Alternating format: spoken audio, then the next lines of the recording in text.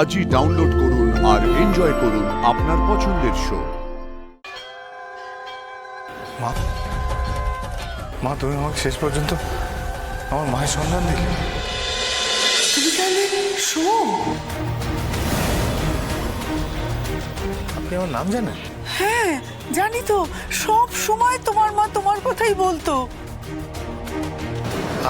আমার আমার মা আমার মা আমার কথা বলতো? হ্যাঁ। উনি এখনো বেঁচে আছেন? বালাই ষাট মরবে কেন, ভালোই আছেন। এই তো কয়েকদিন আগে সদরঘাট সংশোধনাগারে আমি আর তোমার মা তো একসঙ্গেই ছিলাম। আমার এই কয়েকদিন হলো ছুটি হয়ে গেছে।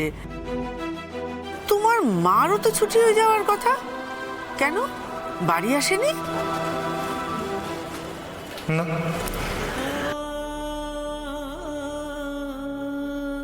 আমার আমার মা বেঁচে আছে।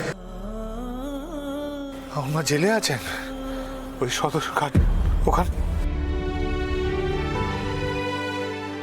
মা মা, আমি আসছি, আমি তোমার সঙ্গে দেখা করতে আসছি মা। তাহলে বোধহয় তোমার মার এখনো ছুটি হয়নি, কিন্তু ভালোই আছেন, কোনো চিন্তা করো না। আসলে উনি খুব ভালো মানুষ তো, খুব ভালো ব্যবহার করেছেন সবার সঙ্গে, সেজন্য সবাই খুব ভালোবাসেন। আর সব সময় তো খালি সোম সোম, আমার ছেলে এই খেতে ভালোবাসে, ওই খেতে ভালোবাসে, সব সময় তোমার কথা। আচ্ছা, তোমার তিনটে বোন আছে না, কি যেন নাম? রমা না? না না, রমা না, ওই রেশমি, রানী আর রত্না আর রিমি। জানি হ্যাঁ হ্যাঁ, সবার কথাই বলতো। এ নাও, তোমরা সব ভালো থেকো। ইস, কত যে বেলা হয়ে গেল। ও মদন ভাই, তুমি আমারটা একটু তাড়াতাড়ি করে রেখো, আমার আর সময় নেই জানো তো, ওদিকে আবার বাস ধরতে হবে। দাদা এইটা একটু ধরুন, এটা বাঁধাতে হবে। ঠিক আছে, আমি করে রাখবো, কোনো অসুবিধা নেই। মা মা, তুমি আমাকে শেষ পর্যন্ত আমার মায়ের সন্ধান দিলে। জয় মা, জয় মা ভুবনেশ্বরী, জয় মা। গত 20 বছর ধরে এই মোহনপুরে মা ভুবনেশ্বরী মন্দিরের চেয়ারম্যানের পদে আমার বিরুদ্ধে কেউ দাঁড়ায়নি। মানে ভোট হয়েছে, ভোটের দিনক্ষণ ঘোষণা হয়েছে, কিন্তু আমার বিরুদ্ধে দাঁড়ানোর জন্য কাউরে পাওয়া যায়নি। তো ফলে সমস্ত দায়িত্ব আমারই সামলাতে হয়েছে। তো বলি কি যে এই যে এত পয়সা করি খরচা করে এই ঠেলা পিটিয়ে এই ভোটের প্রচার করে কোনো লাভ আছে? কোনো লাভ নেই।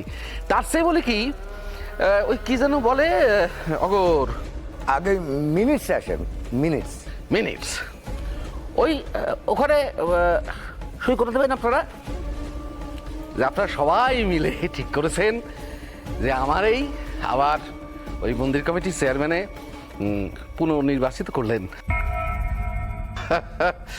আপনাদের যখন কোনো আপত্তি নেই, কি আর বলি, চাকে যাবেন একটুখানি, আবার চলে যাবেন না তাড়াতাড়ি। কে বললো আপত্তি নেই রায় সাহেব? মানে আপত্তি আছে রায় সাহেব। তাছাড়া এই মন্দিরের ট্রাস্টি বোর্ডে নির্বাচন করে মন্দিরের দায়িত্ব যে আমরা পেয়েছি, তাকে তো অসম্মান করতে পারি না। এটা সম্মানের কথা উঠছে কোথা থেকে? আরে ভোটে কেউ দাঁড়াতে চাইছে না, এটাই তো বলা হচ্ছে নাকি? দাঁড়ায় না বলে যে বছরও দাঁড়াবে না এমনটা তো নয়। আমাদের দায়িত্ব আমাদের পালন করতে হবে। আর তাছাড়া এই কয়েক বছরে মন্দিরের পালাপাবন নিয়ে এই ভক্তদের মধ্যে অনেক অসন্তোষ দেখা দিয়েছে। কিসের অসন্তোষ?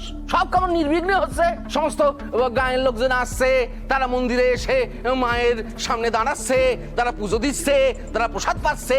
হ্যাঁ, কিসের অসন্তোষ? কিসের? পয়সা দিয়ে কিনে তবেই পাই, অথচ মায়ের প্রসাদ তো সকলেরই অধিকার। জ্ঞান দা এলেন আমার জ্ঞান বিতরণ করতে। আরে তুই জানিস যে এই মন্দিরের এই কত খরচা? হ্যাঁ, তারা আয় ব্যয়ের হিসেব কে রাখে?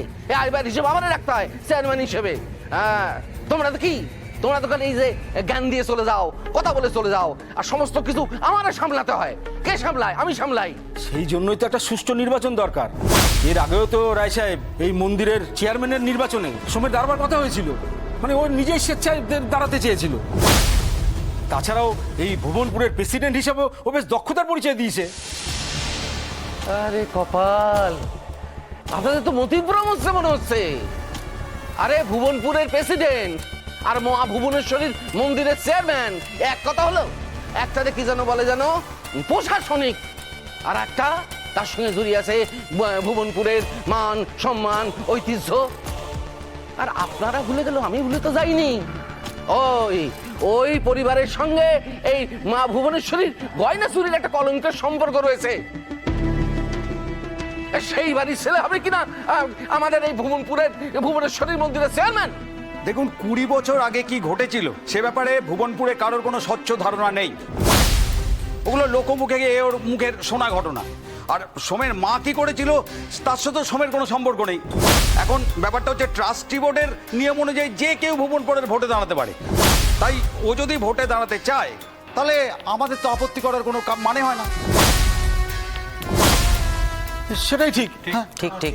ও যদি নিজেই সরে দাঁড়ায় তাহলে তো আপনি বিনা বাধায় নির্বাচিত হয়ে যাবেন, মানে বিনা বাধায় আপনি চেয়ারম্যান হয়ে যাবেন। তখন আমাদের কারো কিছু বলার থাকবে না, আমরা মেনেই নেব। ঠিক ঠিক ঠিক আছে, ঠিক আছে, আপনারা এখন যান। তাহলে এখন আমরা আসি। হ্যাঁ, যান, বিদায় হন আপনারা।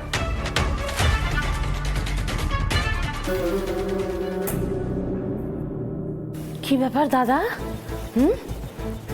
ভুবনপুরে তোমার মুখের ওপরে কেউ নাকি কোনো কথা বলে না? রায় সাহেবের কথা যেখানে আইন, সেখানে ওরা তো মুখের ওপরে বলে দিয়ে গেল যে সোম দাঁড়ালে তারা কোনো বাধাই দেবে না। রায় সাহেব, একটা কথা বলি, কিছু মনে করবেন না। সোম যদি আমাদের এই নির্বাচনে দাঁড়ায় তাহলে কিন্তু ওকে হারানো খুব শক্ত, বারবার বলছি। ঘাটতেই হবে অঘোষ, পুরনো ইতিহাস কিছুতেই সামনে আনতে দেওয়া যাবে না। আর মনে রাখো, তোমরা কেউ ছাড় পাবে না, কেউ ছাড় পাবে না তোমরা।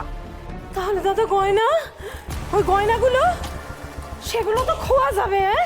সেগুলো তো হাতছাড়া হতে দেওয়া যায় না। আমি ভালো কথা বলছি, তুমি ওগুলো আমারে দাও, ওগুলো আমার কাছে নিরাপদে থাকবে। না, কিছুতেই দেওয়া যাবে না। ও গয়না আমার, আমি এই গয়না কাউরে দেবো না। ও গয়না আমার, ও গয়না আমার, ও গয়না আমার। শান্ত না। চুপ!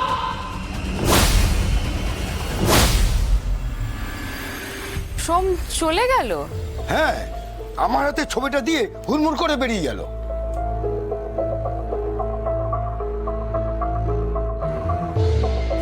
চলে গেল? বললো ওয়েট করবে, তারপর চলে গেল।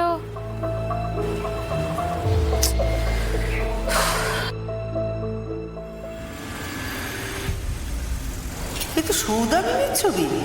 সদরঘাট সংশোধনাগারে আমি আর তোমার মতো একসঙ্গেই ছিলাম। সব সময় তো খালি সোম সোম, আমার ছেলে এই খেতে ভালোবাসে, ওই খেতে ভালোবাসে, সব সময় তোমার কথা। কি ব্যাপার? সোম বাড়িতে আছে? সোম না, সোম তো বাড়িতে নেই। আপনারা কি ব্যাপার? কিছু তো বুঝতে পারছি না, কি হয়েছে? আরে এতে না বোঝার কি আছে? এই ভুবনপুরের প্রেসিডেন্ট হিসাবে সোম তো বেশ দক্ষতার পরিচয় দিয়েছে।